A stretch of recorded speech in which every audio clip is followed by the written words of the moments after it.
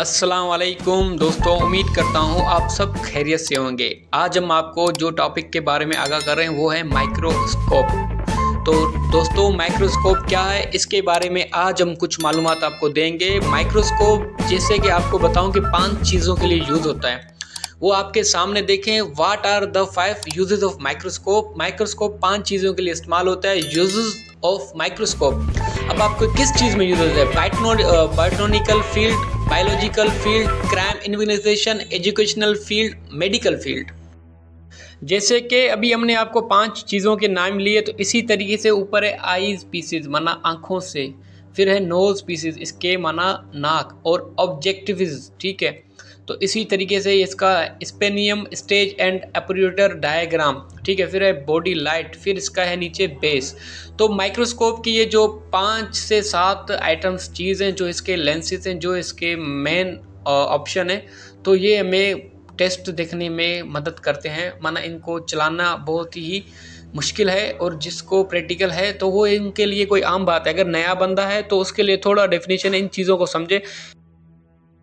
तो आप ये देख रहे हैं माइक्रोस्कोप, ये एलईडी माइक्रोस्कोप है। जैसे डिजिटल माइक्रोस्कोप में आता है, तो इसी तरीके से वो पिछला जो माइक्रोस्कोप है वो सैंपल है।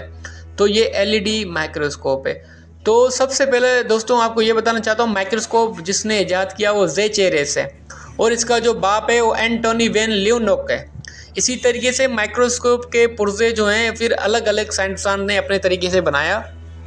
तो माइक्रोस्कोप जो है किस चीज़ में काम आता है, तो हम आपको बताएंगे। सबसे पहले लेबॉर्ट्रीज़ में, तो अगर काम की बात करें मेडिकल फील्ड में, लेबॉर्ट्रीज़ में, तो हमें वो सेल्स जो हम आँखों से माना प्रैक्टिकल तौर पे देख ना पाएँ, वो सेल्स जो छोटे जो सेल्स होते हैं, फॉर एग्जांपल सेल जैसे साइटोप्लाज्म, पैरासाइट्स और न्यूट्रोफिल्स, डब्ल्यूबीसी, आरबीसी और प्लेटिलेट्स, जो हम सीबीसी में आते हैं सेल्स, काफ़ी सेल्स के नाम है। इसी तरीके से वो सेल्स जो हम खुद न देखें, वो माइक्रोस्कोप, माइक्रो माना स्कोप, माइक्रो माना जूम, स्कोप माना देखना। तो इसी तरीके से ये हमारा जो माइक्रोस्कोप ईजाद किया, एक बहुत ही जदीद टेक्नोलॉजी है। इसकी मदद से हमें काफ़ी ही इंफॉर्मेशन मिलती है सेल्स के बारे में। कोई भी सेल्स आप ना देखो तो आप माइक्रोस्कोप में ज़रूर देख सकते हैं। इसी तरीके से फिर हम मलेरिया, अगर आप मलेरिया की बात करें तो मलेरिया जो है वो भी माइक्रोस्कोप से देखा जाता है। और अगर हम बात करें विडाल टेस्ट की, वो भी माइक्रोस्कोप की वजह से हम देखते हैं। और अगर हम बात करें यूरिन डियार की, तो जो कि यूरिन डियार के अंदर पस सेल्स होते हैं, एपिडिकल सेल्स होते हैं, ग्रेनुल सेल्स होते हैं। इसी तरीके से ये जो सेल्स होते हैं, हम इसको हम माइक्रोस्कोप की मदद से देख सकते हैं। तो एक माइक्रोस्कोप में हम जो टेस्ट देखते हैं, मिसाल के तौर पे अगर माइक्रोस्कोप हमारे पास है लेबॉर्ट्री पे, अभी हमारे पास यूरिन डियार की टेस्ट है।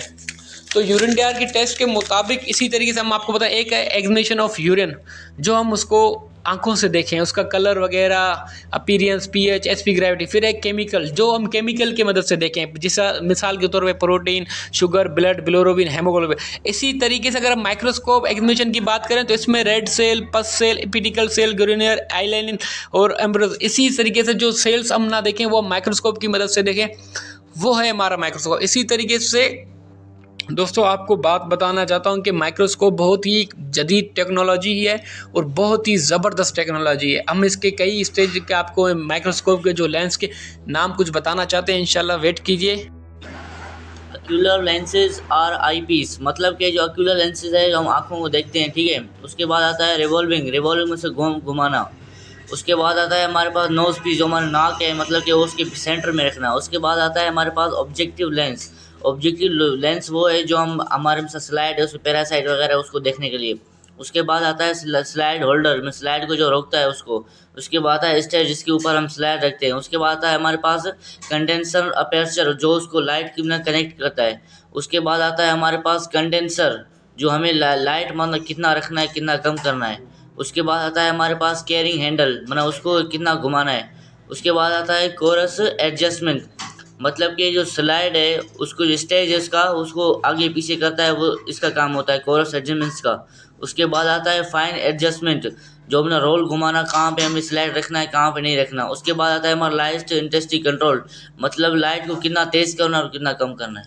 इसी तरीके से दोस्तों आप आपने ये नाम सारे सुन लिए, इसी तरीके से ये सारे नाम एक माइक्रोस्कोप में है, जैसे कि नाक, कान, आँख सब कुछ एक इंसान की तरह ही है, लेकिन इसका काम कुछ अलग है इंसान से। ये हमें वो सेल्स ज़ाहिर कराता है जो हम आँखों से सही तरीके से नहीं देख पाते, फिर माइक्रोस्कोप की मदद से हम देखते हैं जो सेल्स होते हैं इंसान के जिस्म में, ह्यूमन बॉडी में।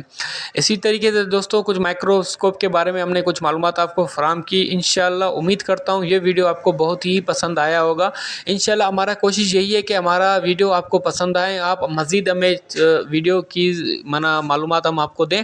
इसी तरीके से हमारा चैनल है, आप उन्हें सब्सक्राइब करें, इंशाल्लाह लाइक करें, इंशाल्लाह फॉलो करें। हम आपको रोज़ एक नई वीडियो से आगाह करेंगे।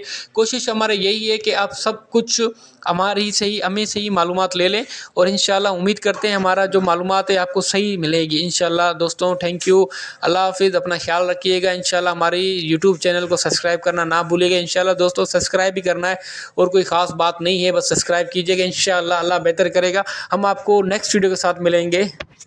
Thank you.